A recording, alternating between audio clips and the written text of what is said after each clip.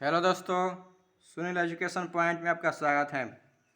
मैंने Lucent book का subjective शुरू किया है जिसमें चैप्टर वाइज इम्पोर्टेंट क्वेश्चन को बताया जाएगा जो आपके लिए उपयोगी होगा।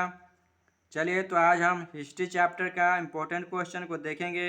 यह video BPSC, railway, SSC, UPSC के लिए उपयोगी है।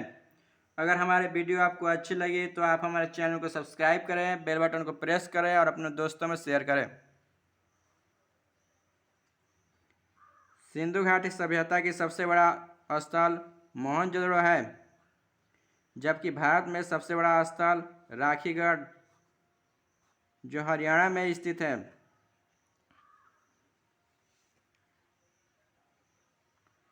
लोथल एवं सुतकोदारा सिंधु सभ्यता का बंदरगाह था।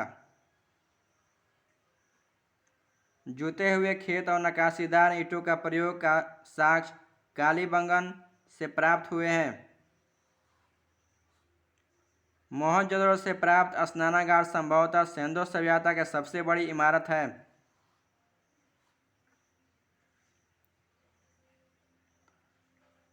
अग्निकुंड लोथल एवं कालीबंगा से प्राप्त हुए हैं।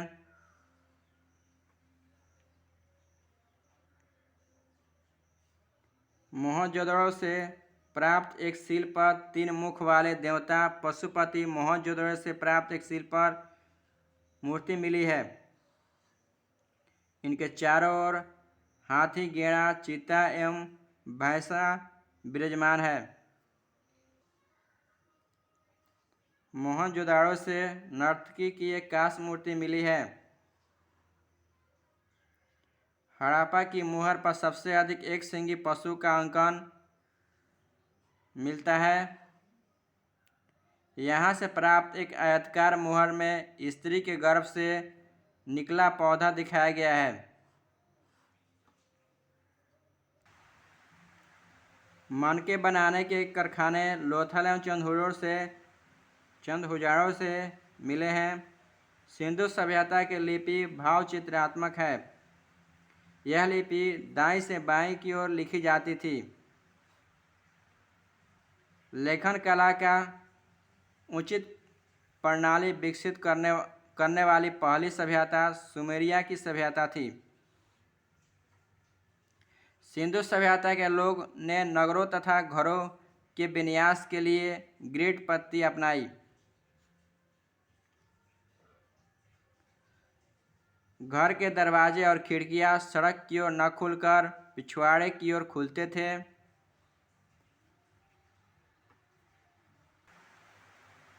सिंधु सभ्यता की मुख्य फसल गेहूं और जौ थी। सिंधुवासी मिठास के लिए शहद का प्रयोग करते थे। मिट्टी से बने हल का साक्ष्य बनमाली से मिला है। रंगपुर और लोथल से चावल के दाने मिले हैं जिनसे धान की खेती होने का प्रमाण मिलता है। चावल का प्रथम साक्ष्य लोथल से ही प्राप्त हुए हैं। सुरकोतदा, कालीबंगन एवं लोथल से सिंधुकालीन घोड़े के अस्थिपंजर मिले हैं। तौल की इकाई संभवतः 16 के अनुपात में थी। सिंधु सभ्यता के लोग यातायात के लिए 2 पहिए एवं 4 पहिए वाले बैलगाड़ी, भैंसा गाड़ी का उपयोग करते थे।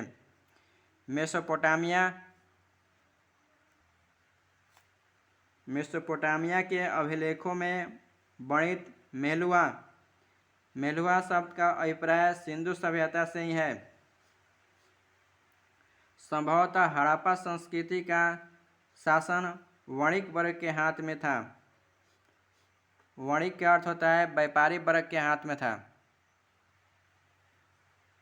सिंधुवासी सूती एवं ऊनी वस्त्र का प्रयोग करते थे।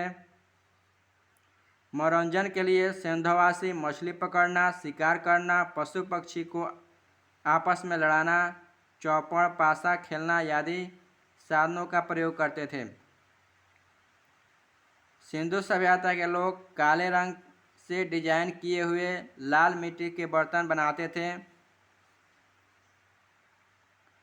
सिंधु घाटी के लोग तलवार से परिचित नहीं थे। कालीबंगन का एकमात्र हड़प्पा कालीन स्थल था जिसका निचला शहर समान लोगों के रहने हेतु भी किले से घिरे हुए था।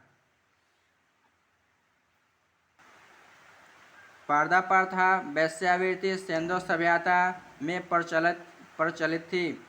सिंधु को शव को जलाने और गाड़ने यानी दोनों प्रथाएं प्रचलित थी। हड़प्पा में शव को दफनाने जबकि मोहनजोदड़ो में जलाने की प्रथा विद्यमान थी। लोथल एवं कालीबंगा में युग्म समाधियाँ मिली है। सिंधु सभ्यता के विनाश का संभवतः सबसे प्रभावी कारण बाढ़ था। आग में पकी हुई मिट्टी को टेराकोटा कहा जाता है। पिगट ने हड़प्पा या मोहनजोदड़ो को एक विस्तृत साम्राज्य की राजधानी कहा।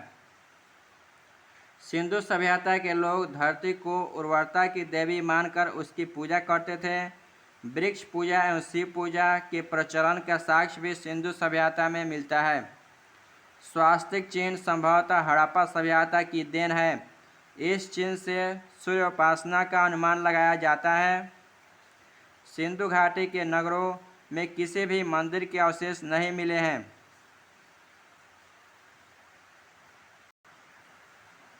सिंधु सभ्यता में मातृ देवी की उपासना सर्वाधिक प्रचलित थी।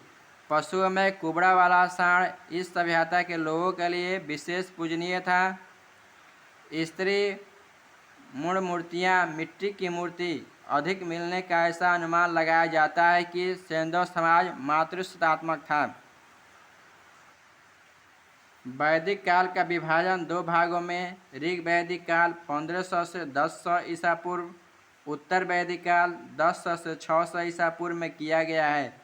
आर्यों का सर्वप्रथम पंजाब एवं अफगानिस्तान में बसे मैक्स मुलर ने आर्यों का मूल निवास स्थान मध्य एशिया को माना है। आर्यों द्वारा निर्मित सभ्यता वैदिक सभ्यता कहलाई। यह एक ग्रामीण सभ्यता थी। आर्यों की भाषा संस्कृत थी। आर्यों के प्रशासनिक इकाई क्रमशः इन 5 भागों में बटा था: कुल, ग्राम, बीस, जन, राष्ट्र। ग्राम के मुखिया को ग्रामणी, बीस के प्रधान को बीसपति एवं जन के शासन राजन कहलाते थे। राज अधिकारियों में पुरोहित एवं सेनानी प्रमुख थे। वशिष्ठ रूढ़िवादी एवं विश्वामित्र उदार पुरोहित थे।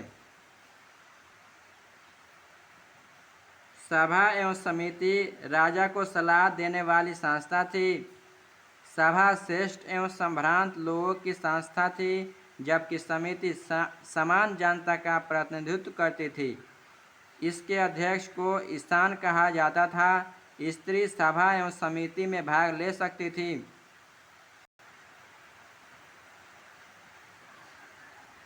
युद्ध में कबीला का नेतृत्व राजा करता था। युद्ध में गविष्टि शब्द का प्रयोग किया गया है जिसका अर्थ है गायों की खोज। दशरथ युद्ध का उल्लेख ऋग्वेद के 7वें मंडल में है। यह युद्ध पुरुषवाणी यानी रावी नदी के तट पर सुदास एवं 10 राजाओं के बीच लड़ा गया जिसमें सुदास विजय हुआ। ऋग्वेदिक समाज 4 वर्गों में विभक्त था। ये ब्राह्मण, क्षत्रिय, वैश्य और शूद्र थे। यह विभाजन व्यवसाय पर आधारित था। ऋग्वेद के 10वें मंडल में पुरुष सूक्त में चतुर्वर्णों का उल्लेख है यानी ब्राह्मण, क्षत्रिय, वैश्य और शूद्र का उल्लेख किया गया है। चलिए दोस्तों, यहाँ देख लें उपनिषद की कुल संख्या 108 है, महापुराणों की संख्या 18 और वेदांग की संख्या 6 है। चलिए तो मैं इस वीडियो को यहीं समाप्त करता हूँ। यह वीडियो आपको अच्छी लगी तो आप हमारे चैनल को सब्सक्राइब करें, बेल बटन को प्रेस करें, लाइक करें, अपने दोस्तों में शेयर करें।